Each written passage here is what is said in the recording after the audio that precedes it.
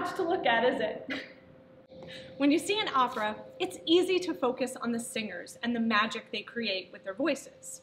But if you want to see the real magic, you've got to look backstage. There are dozens of people who work at the opera who the audience never gets to see. Today, we're going to take a peek behind the curtain and meet some of the members of the production team. Let's go.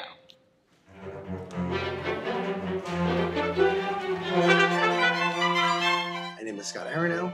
I am a set designer, and my job is to create all the things that give shape to the stage and help the actors tell the story by showing the environment that the story is taking place in.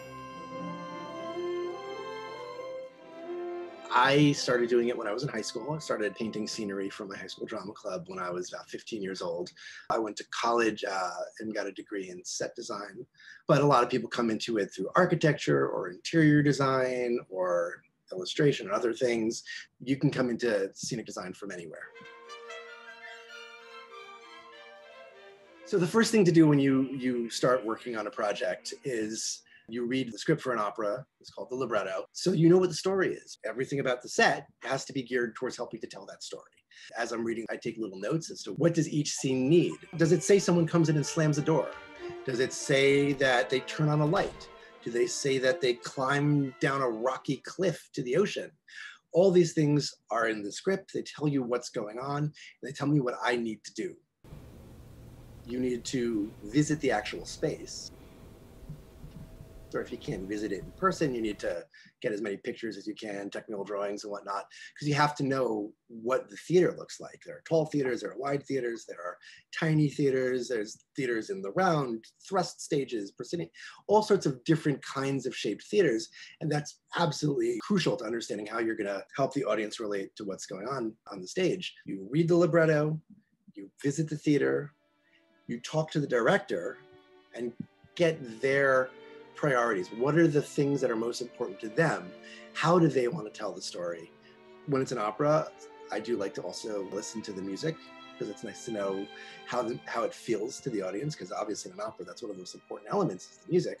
And then I start drawing. I do lots and lots and lots of sketches, and you shoot them back and forth to the director to see what the director feels about them. You send them to your technical director or production manager, whoever the person is who's going to build this stuff. And then once you all agree on the ideas that you're going for, then I basically put on my architect hat and I do drafting. Technical drawings showing what every piece of scenery looks like from every different direction, starting out with the ground plan, looking down onto the theater from above, showing where everything lands on the stage. And then after that, you start doing elevations, which is what everything looks like from the front and from the sides and from the back. And you basically draw each piece of scenery and you turn it around and you draw it from each angle so that the people who are going to build it know how to do it. It's interesting, but I think a big part of being a designer is really those English class skills of looking at a story and sort of taking it apart and saying, well, what does that really mean? And really tease out what are the important parts of every part of the story. One of the interesting things about a libretto is that there are stage directions in between the lines that singers say. Kitchen!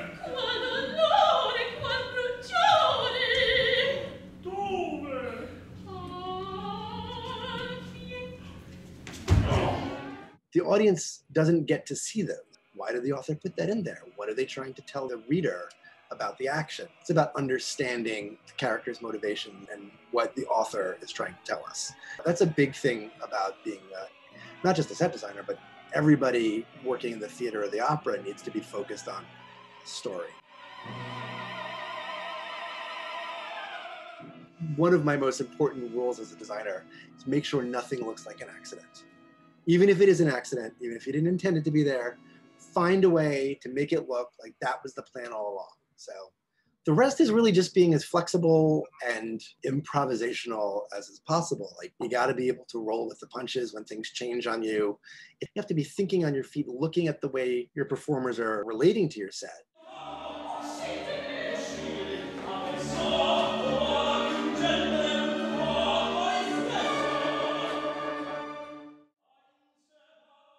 Looking at the way the lights are working with the set, because you do a lot of working with the lighting designer about trying to figure out, you know, can we put a light over there? Is it going to hit this curtain and cast a shadow right on that actor's face?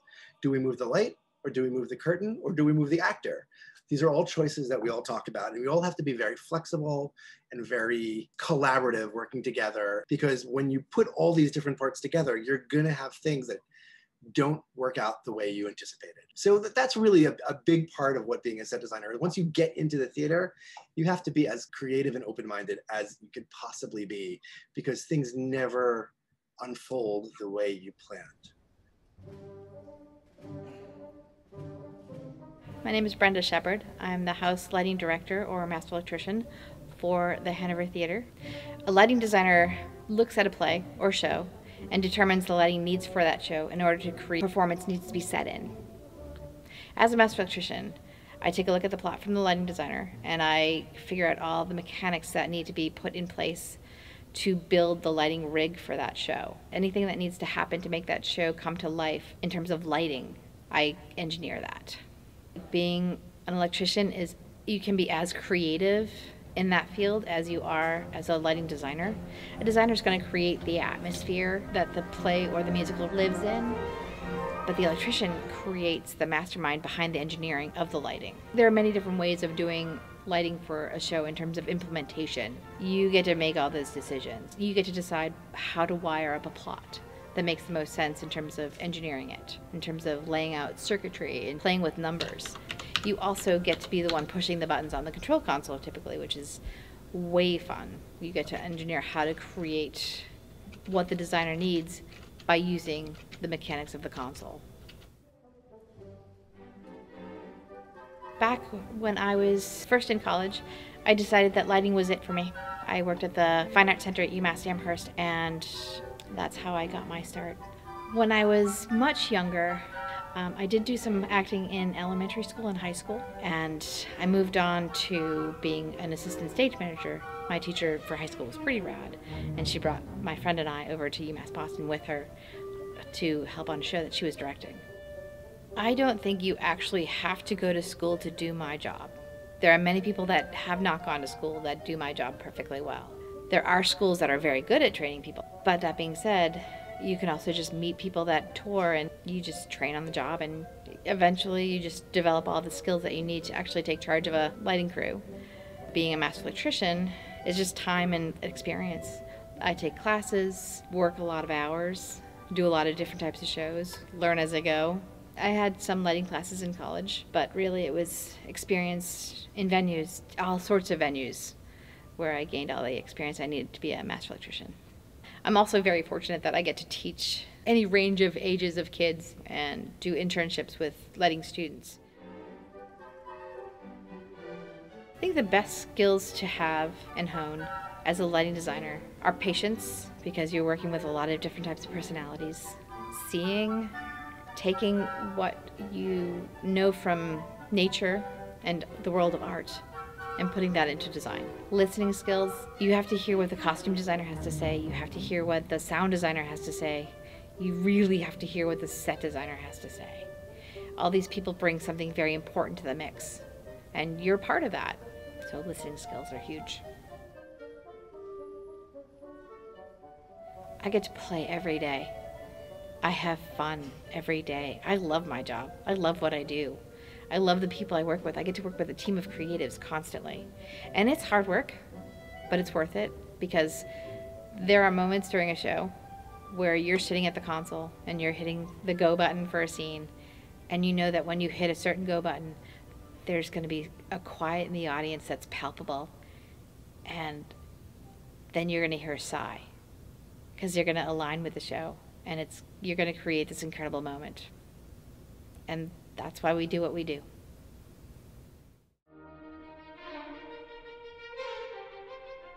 My name is Joel Seeger, and I'm a costume designer. A costume designer is responsible for dressing every character in a production. We decide how they look, which helps tell the audience who they are.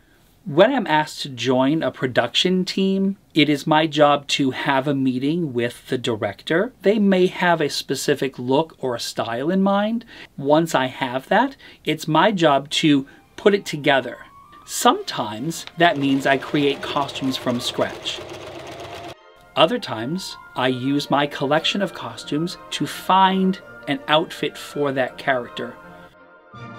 It's a lot like getting dressed for the day, except I have 10,000 outfits to go through. So I started sewing when I was first asked by my wife to buy her a sewing machine for Christmas.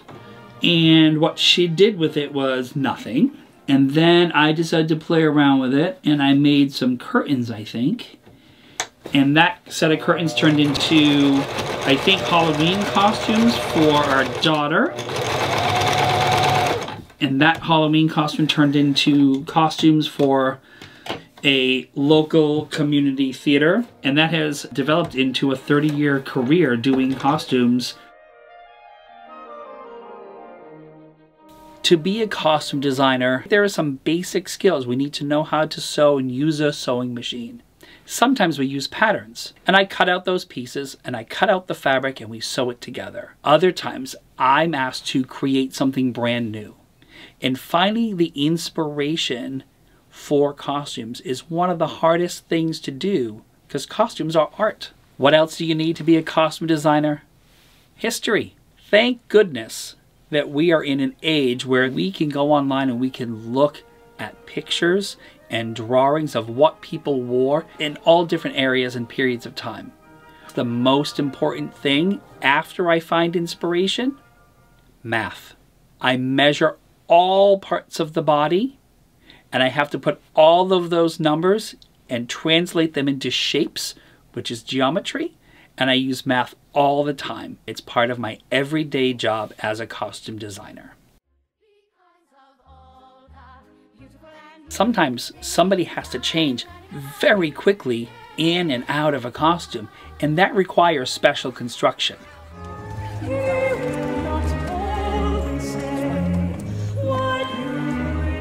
So we will create a costume that is got magnets on a seam or in the back and can come off very, very quickly, so we can allow that performer to get out of or get into another costume. Tearaway or breakaway clothing is very important, and that's something that we discuss early on in the design process. So that way we can make clothing appropriate for the scene and also for the time that we have for the performer to get on and off stage. Sometimes that transformation happens on stage, and that takes a lot of advanced planning and construction as well. My favorite part of being a costume designer is we get to transform somebody's personality and they become somebody else. And that physical transformation is one of the most special things, because I can affect an entire production from a small thing like clothing. You can't talk about what goes on backstage without talking to your stage manager.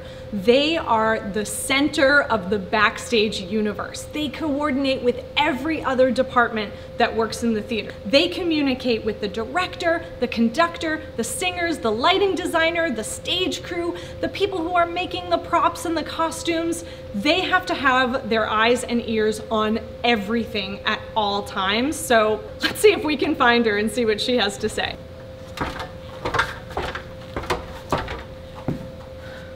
Once a show transitions from the rehearsal hall to the opera house, the stage manager's job is completely different.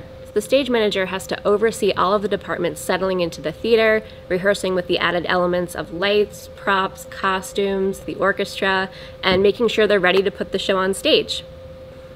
The first thing that happens is loading in the set, props, and costumes. Why is it always raining during load-in? So another thing the stage manager has to do when they get into the theater is put little pieces of colored tape on the corners of any of the furniture or set pieces that are going to be moving around during the production. This is called spiking. This is so that the stage crew, who were not in the rehearsal hall, know where the pieces go once we're in the theater. Once everything is moved into the theater, we start our technical rehearsals. This is when the stage crew starts coming to rehearsal so they can practice moving the set pieces.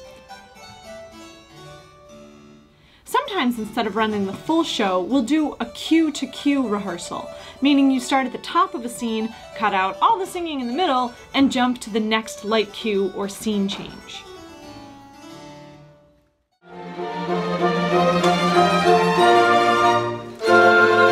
In our last video, we talked about the importance of fight choreography whenever you have a staged fight scene. Before every rehearsal and performance, all of the performers involved in that scene have a fight call, where they practice the fight on the set to make sure everyone stays safe and no one gets hurt.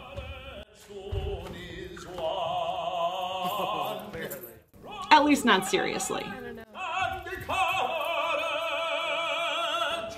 Let's see the pile. Boom, everyone's dead. Good job, guys. With each rehearsal in the theater, we add a new element. So after the cue to cue, we'll have a piano tech, meaning you run the full show on stage, no stopping, but you sing with the rehearsal pianist instead of the orchestra. Then there's usually a piano dress, where you run the show again, adding costumes, wigs, and sometimes makeup. Then the last rehearsal is the orchestra dress, where all of the elements finally come together. Most of the time, you only get to run the show once with everything before the first performance. Strength and courage soon is won.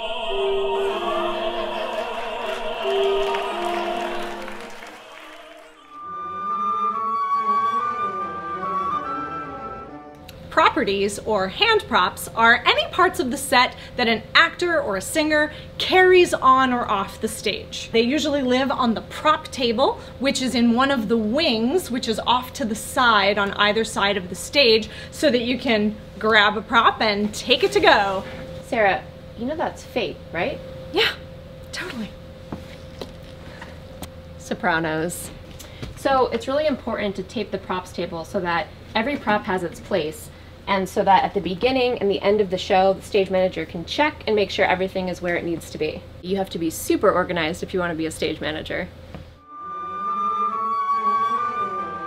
So one of my favorite parts about working in the arts is the variety of different jobs that you get to do, because whether you're a singer or a stage manager or a director, you're going to have to learn many skills outside of your specialty. The majority of the time, I'm doing my own hair and makeup. Now, sometimes you'll work for a company, particularly a larger company, they will have on staff a makeup artist, someone who either does hair or specializes in wig styling. But when you work at a smaller company or some of the regional companies, that is a job that you have to learn how to do yourself.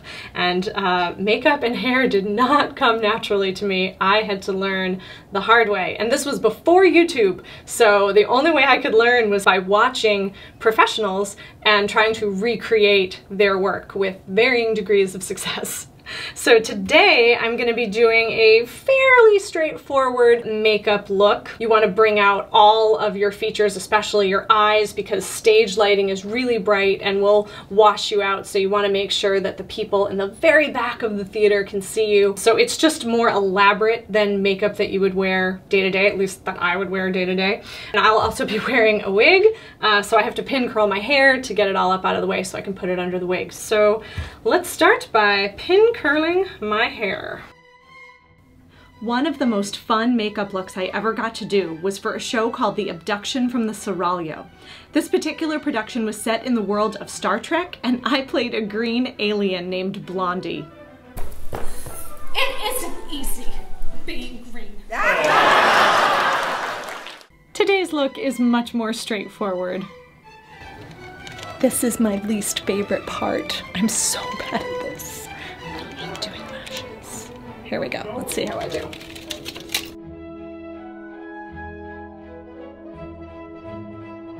Okay, how much more makeup do I need on?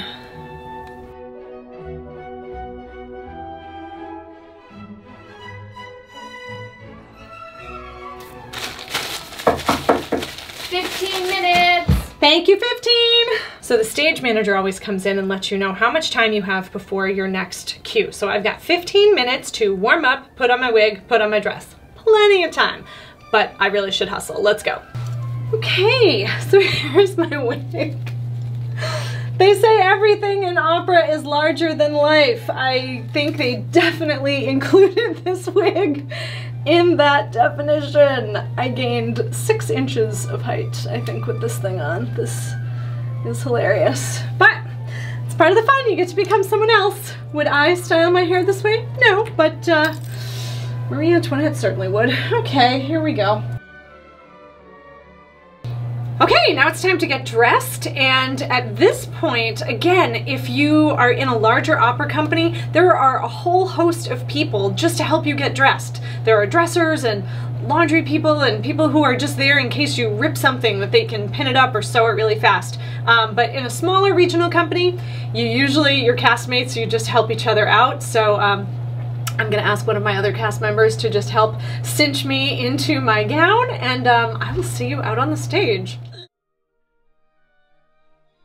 The first performance of a show is called opening night, and it's the stage manager's job to make sure the show happens the way the director intended that first night and every show after that. This is known as calling a show. In fact, sometimes after opening night the director leaves, and it's my job to make sure everything runs smoothly in their absence. During any live performance you've seen, there was a stage manager somewhere backstage in the dark talking to their crew on their headsets, making the show happen. So now I'm sitting in the booth, or tech booth, which is where all of the electrical elements on stage are controlled by these big computers. That would be the lights or sound cues. If you're in a house with a bunch of staff and you have a bunch of backstage crew and someone to run the lighting board, you're more likely to call the show from backstage. But if you're the only person, sometimes you have to run the lighting board yourself. So again, as stage manager, you have to know a little bit of everything. 5 minutes. Thank you, 5. All right, so we've got makeup, we've got wig, and we've got costumes. So I gotta get ready to get out there. Just like to do a little warm up, a little centering. I warmed up before I got to the theater, but I always like to just do a little before I have to go out and sing, just to make sure all the notes are still in there. So let's get out there. We are at places, please. Places. And Braden, we're tuning. Curtain, stand by. And Sarah, stand by.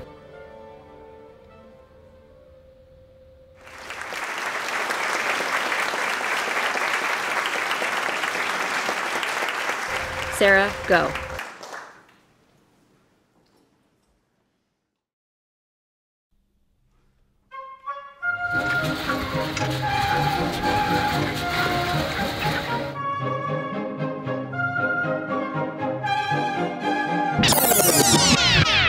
Whoa, hang on. Let's not forget how things looked before the production team worked their magic. It's a pretty huge difference. So the next time you go to the opera or the theater, remember that what you see and hear up on the stage wouldn't be possible without the designers, the stage manager, the crew, and countless other behind-the-scenes workers who help to bring the opera to life. Now that you've learned all about opera, singing, auditioning, rehearsals, and what goes on behind the scenes, it's finally time to put all the pieces together. In our next video, we'll take a trip to the opera to see a fully staged production. Until next time.